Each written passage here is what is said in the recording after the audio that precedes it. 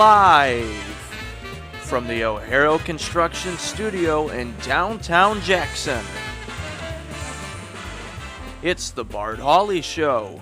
I'm David Rice, inviting you to join Bart and his guests. From Henry Ford Jackson Hospital, thoracic surgeon Dr. Mohan Kulkarni. Jackson County prosecuting attorney Kelsey Guernsey. From the Jackson Area Career Center, agri-science instructor Jennifer Smith. For the Lean Rocket Local Fellows Program, owner of the Red Barn Bakery and Happy Camper Cafe, Beth Spreeman. And founder of Young People of Purpose, Diane Washington, with fitness extravaganza coach Nicoya Davis. And now, here's Bart. Thank you so much, David Rice, and good afternoon, everyone. It's nice to have you with us. Nice to see you today. Thank you for being here. A beautiful day, as you know, 69 right now in Jackson. We're hoping for a high of 76 today with sunshine. Cloudy tonight, 51, which would be much warmer than last night. We were in the low 40s overnight last night. Warming up over the next few days. Wednesday, sunny, 80 degrees. 81 on Thursday, sunny continues on Friday, 83, sunny on Saturday, 83, Sunday mostly sunny, 81, and next Monday mostly sunny, 78.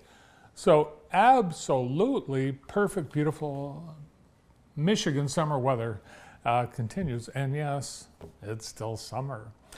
Thank you, Kelly Express, bringing you our weather, and thank you for all the great things you provide our community, including quality mobile gas, excellent prices on snacks, beverages, and more, and pizza. This month, they have a deal on the specialty pizza and an order of breadsticks for $24.99 at Robinson and Michigan, their newest location, plus South Street, Jefferson Road, Napoleon, Grass Lake, and County Farm Road. Thank you, Kelly Express. And you know, Kelly Express lost some of their summer help when they went back to school, so they are hiring full and part-time at all locations. Apply in person or online at kellyexpressmart.com. Let's take a look outside. I think we're going to look east today from high atop downtown Jackson. Beautiful weather. Just continuing, I did notice some little hints of red and yellow in some of the trees. I noticed I was on Shirley Drive yesterday. You're seeing the Halloween costumes out in the stores now. Oh my gosh, Halloween, yeah, that's right. Yeah, the pumpkin spice, it's everywhere as well. Today is the 9th of September. It is National Ants on a Log Day. Kids love. Does Barrett love ants on a log? It's a way to get them to eat celery and give them an ants on the log. Yeah, we want to make sure our kids get a lot of celery. It's got such great nutritional value. National Teddy Bear Day, and Noah celebrating. I think he brought all 7 of his teddy bears. We told him 5, he brought 7, so what can you do? National Wiener Schnitzel Day, and I think he's got his Wiener Schnitzel with him today as well. Yes. You know, you can get Wiener Schnitzel from time to time at Grand River Brewery. On this day in 1942, a Japanese seaplane dropped incendiary bombs on Brookings, Oregon. First ever aerial bombing of the United States, and I think the last. I don't think it's ever happened since. The bombs were intended to start a forest fire. It didn't work.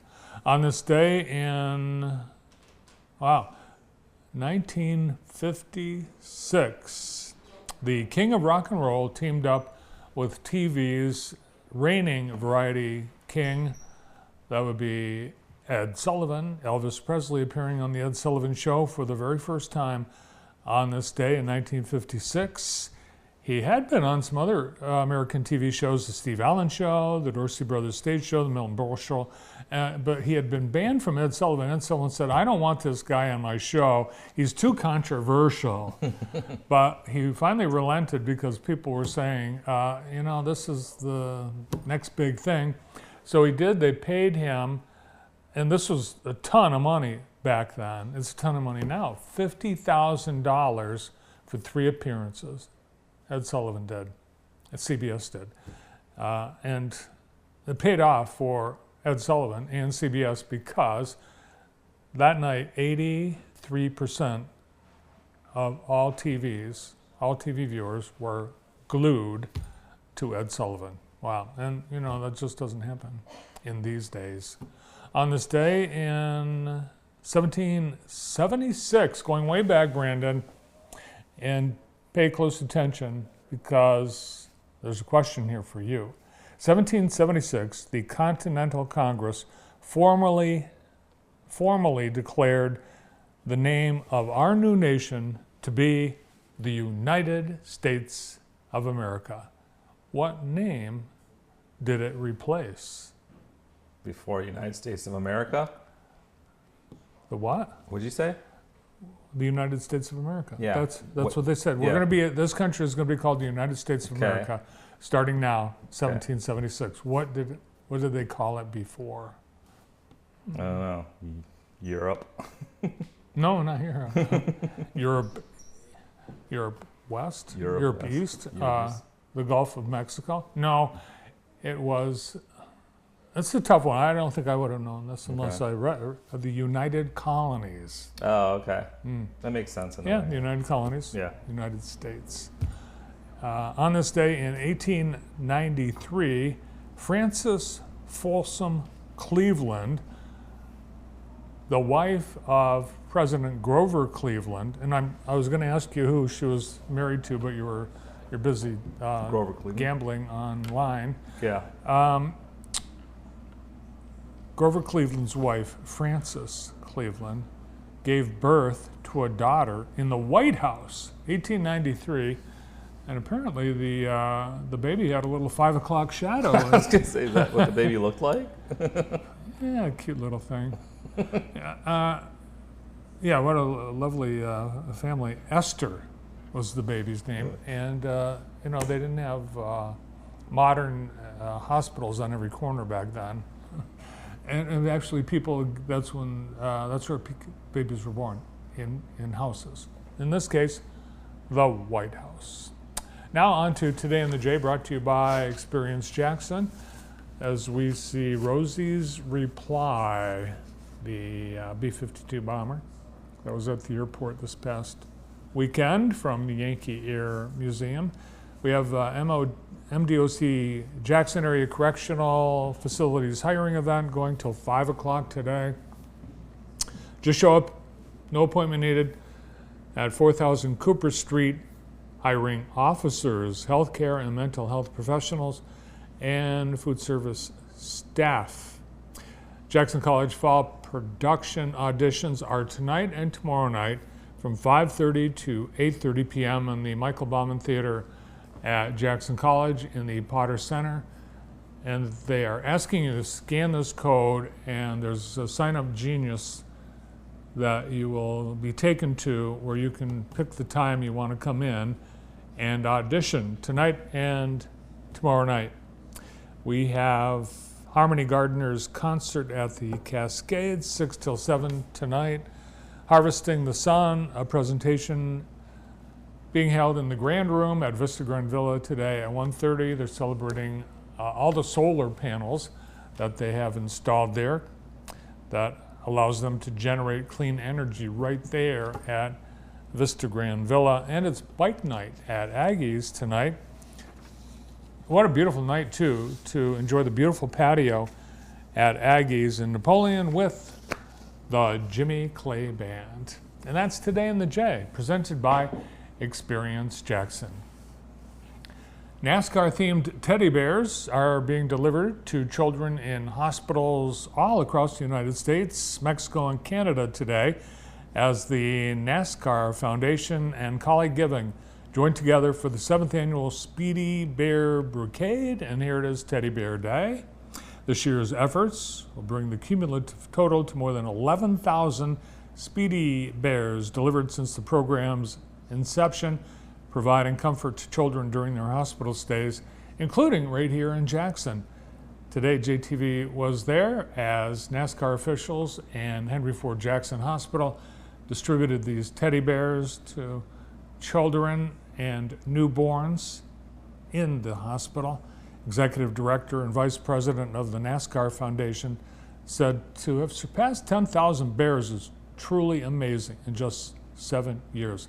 100 hospitals are participating in race markets, including right here in Jackson, partnering with Michigan International Speedway, NASCAR, and Henry Ford Health. Of course, Henry Ford Health, a big sponsor of NASCAR racing at MIS. And as an incentive for you to participate, for every $25 donation made at NASCARfoundation.org/SpeedyBear, they will match the foundation, and NASCAR will match for a total gift of $25,000. Thanks to the NASCAR Foundation, colleague given the Speedy Bear folks and Henry Ford Jackson Hospital for participating in this great program once again this year. Consumers Energy today announced it has signed a purchase agreement. They are selling all 13 of their hydroelectric dams. As you may know, Consumers Energy was founded on hydroelectricity. Their very first generating facility was a hydroelectric dam. That's how Consumers Energy started. Now they're getting out of the dam business. They are selling to Confluence Hydro. And this decision, according to Consumers Energy, in making the announcement about an hour and a half ago, will reduce long-term costs for Consumers Energy customers, ensure the dams will be operating safely and continuously, and provide economic and recreational benefits for nearby communities. Last year, Consumers Energy started discussions with the communities that have dams, telling them essentially that we may be shutting down this dam and getting out of the business. Well, a lot of the communities were very concerned because the dams in those particular communities provide a lot of economic benefit, plus they have created waterways used for recreation, sport, fishing, and so much more. The good news is the people that are buying these 13 dams, they intend to operate the dams as is for at least 30 years and continue to employ Consumers Energy people. Everyone at Consumers Energy working in the dams and in hydroelectric are being offered jobs with Confluence Hydro. And the company, Consumers, has agreed to purchase electricity generated by the dams for at least 30 more years. According to people that we've talked to within the company, this is a win-win. It provides needed capital for Consumers Energy to continue their investments. It continues the operation of those 13 dams, and no one loses their job, and costs for us, the consumers, should be going down. Henry Ford Jackson Hospital presents Wellness Wednesday every Wednesday here on JTV. Your health journey starts here at Henry Ford Jackson Hospital. We're committed to support your wellness every step of the way. Henry Ford experts routinely share insights on how to live healthier, prevent illness, and get the care you need when you need it. Tomorrow's guests on Wellness Wednesday from Henry Ford Jackson Behavioral Health, Courtney McIntosh, Jessica Hall, and Maureen Morehouse. Join us tomorrow for Wellness Wednesday. Today's show being brought to you by Accelerate Jackson County, looking to build a stronger Jackson County. Accelerate Jackson County is making it happen with over $131 million invested, more than 1,300 jobs created, and big wins like the Jackson Technology Park North. From talent development to housing and business growth, AJC is leading the charge. Be part of AccelerateJacksonCounty.org. If not us, then who? We have a great lineup of guests joining us on the show today, coming from all walks of life. We have today from Henry Ford Jackson Hospital, thoracic surgeon, Dr. Mohan Kulkarni, back with us today. They have a cancer care and open house coming up that Dr. Kulkarni will be inviting you to. Kelsey Gurney from the Jackson County Prosecutor's Office. She is our county prosecutor. She has an update on a cold case, on an honor that a member of her team has received, and a general update on all the cases that her department is working on. We have from Jackson Area Career Center, agri-science instructor Jennifer Smith. She's taking a bit of a break from the farm and fields where they are busy growing moms to share with us details of a mom sale that you'll be able to attend. We have our Lean Rocket Local Fellow of the Month, and it's Beth Spreeman.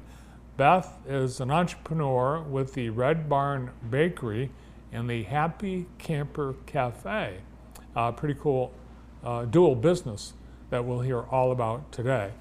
And we have a health walk coming up, and Diane Washington from Young People of Purpose and Nicoya Davis, a fitness extravaganza coach, will be here to get you signed up and registered for the upcoming walk. All this here today on JTV. I'm glad you're here, and we get started with Dr. Kulkarni right after this.